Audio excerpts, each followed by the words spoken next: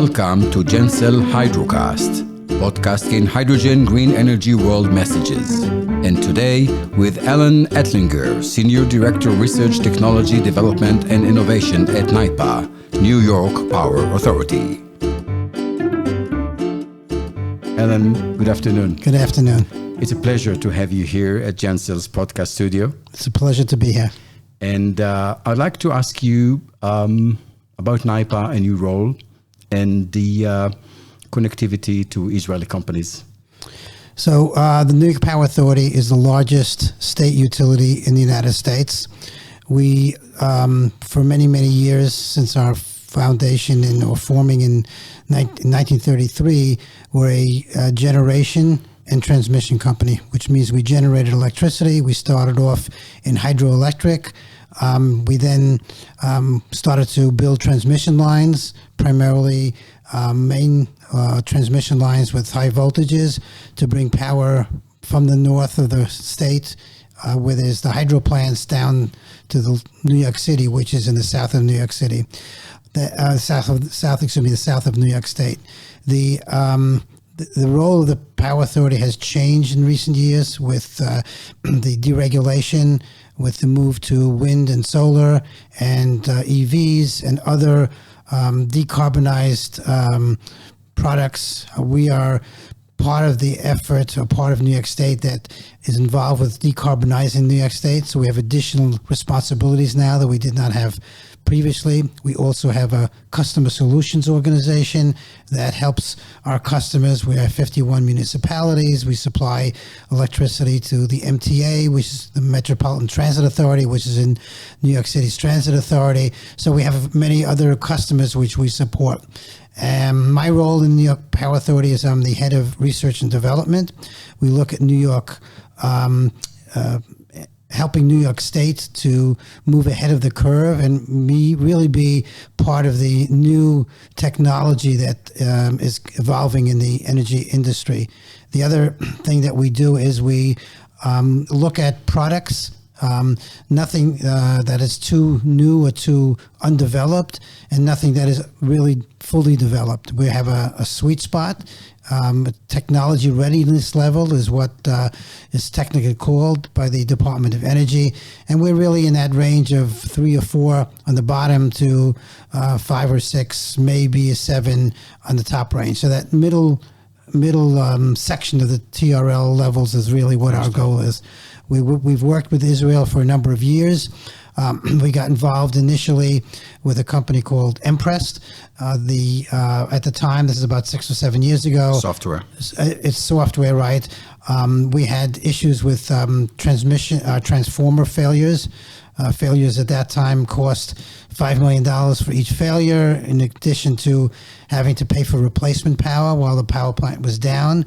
The transformer the transformer basically takes high voltage power and reduces it for the customer to use, and also takes it from where it's produced at the lower level and brings it up. And the reason for that is practically it's a lot cheaper and easier to transmit power at high voltages versus low voltages. Yes. So that we work with Emprest. We eventually solved the problem that we had together with Emprest, and we got involved with the Bird Foundation and started to get involved with more Israeli companies slowly.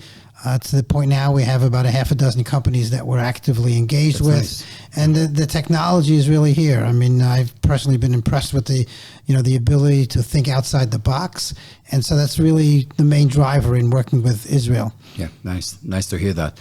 And how is your organization deals and relates to hydrogen technology or hydrogen? I think not just the technology, it's the whole ecosystem. So the New York Power Authority was the first utility in the world to inject hydrogen into a natural gas plant.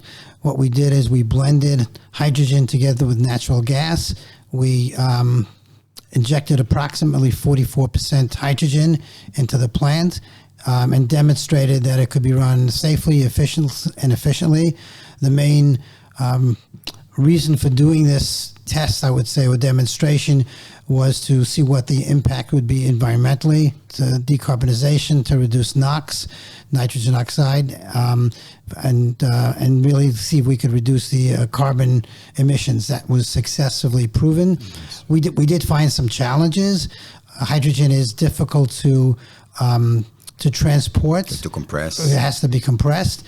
And the amount of hydrogen that's used in a power plant, natural gas, tons, is a lot. We like to say that the largest storage facility for hydrogen in the United States is NASA, National Aeronautics and Space Administration.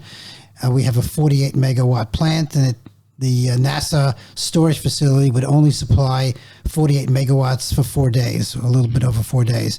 So transportation and storage is really one of the main barriers, I think, to moving to the next step. And what about the distribution, like DERs, the distributed energy resourcing, so you can have smaller system with smaller reasonable storage amounts, right? And then you can move electricity to those places that you cannot run with high voltage or with enough power, let's say for EV charging. Right. So local storage plays a role in that, again, with the ultimate goal to decarbonize the air and reach the New York State goals of decarbonization, which is zero emissions by 2050. So if we have this movement to an electric vehicle, when we all know that the electric vehicle could be green, depended on the source of electricity he gets. So if it's from fossil fuel, it's a fossil car, electric. Right. But if you do it, let's say with green hydrogen, and you do this DERs, there's remote areas which you cannot supply so much power, or you cannot have the renewable power, but you can move renewable power, use the media of hydrogen. Is NYPA looking at it at all? Yeah, we're not actively looking at it. Again, we're a power company, but we're starting to get into that area.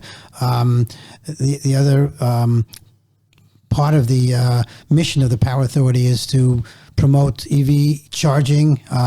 We have a New York State Thruway, which is 500 miles of highway, to put EV charging stations along the highway. And as a customer knows, the ability to fast charge when you're going from point A to point B, the quicker you can do that charging, the better it is for the customer. Customer does not want to wait an hour to have his electric vehicle charged.